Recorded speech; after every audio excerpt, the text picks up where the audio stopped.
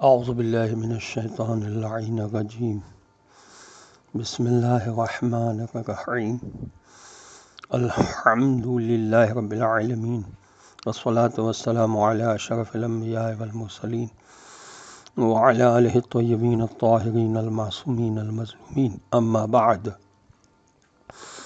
فقد قال اللہ سبحانہ وتعالی فی کتابہ المجید وفرقانہ الحمید وقولہ الحق وهو أصدق الصادقين بسم الله الرحمن الرحيم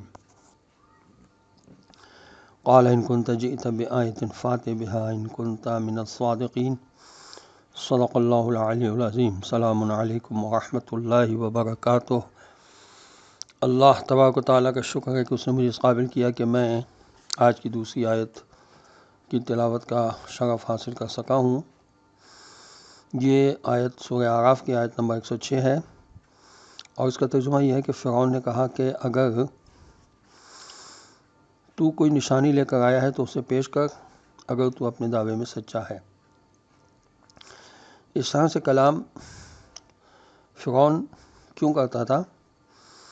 اس کی وجہ یہ تھی کہ اس کو معنوی نعمتیں حاصل نہیں تھیں۔ جس شخص کو بھی معنوی نعمتیں حاصل نہیں ہوتی ہیں تو اس کا کردار بھی اچھا نہیں ہوتا ہے اور اس کی زبان بھی اچھی نہیں ہوتی ہے۔ اللہ کی معنوی نعمتیں خداوند عالم ہمیں عطا کریں۔ مثلا سلامت ایک معنوی نعمت ہے۔ سورہ صافات کی آیت نمبر 84 میں ارشاد ہوتا ہے اذ جاء ربہ بقلب سلیم، اس وقت کو یاد کرو جب ابراہیم علیہ السلام قلب سلیم کے ساتھ اپنے پروردگار کی بارگاہ میں حاضر ہوئے۔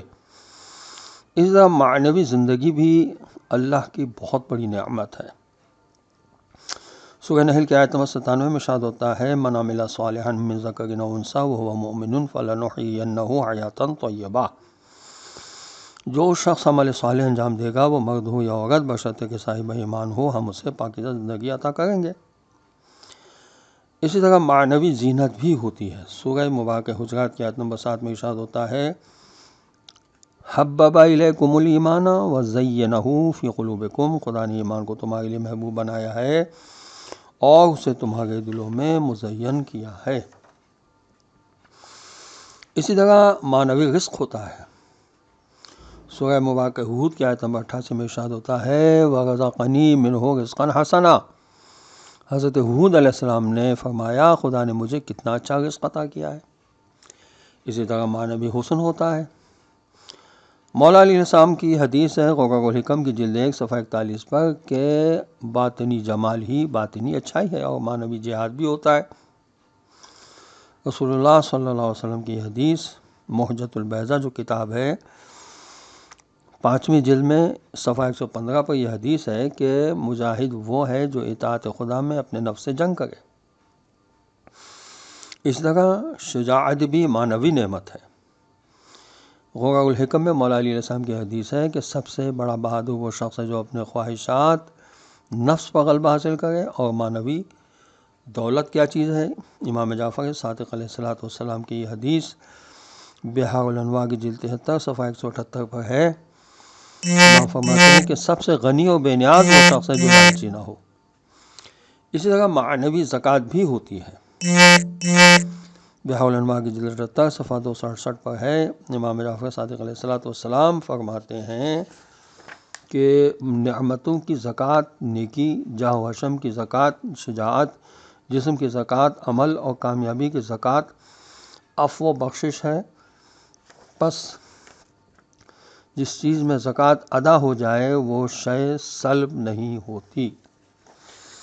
اس طرح معنوی عطر ہوتا ہے۔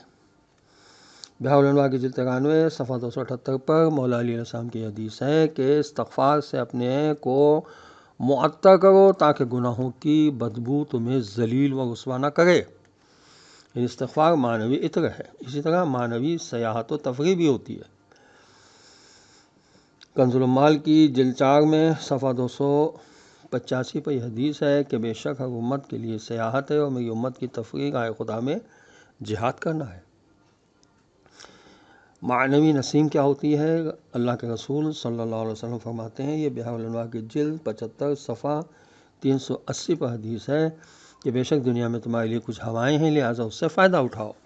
وآخر دعوانا ان الحمد للہ رب العالمین، والسلام علیکم ورحمۃ اللہ وبرکاتہ۔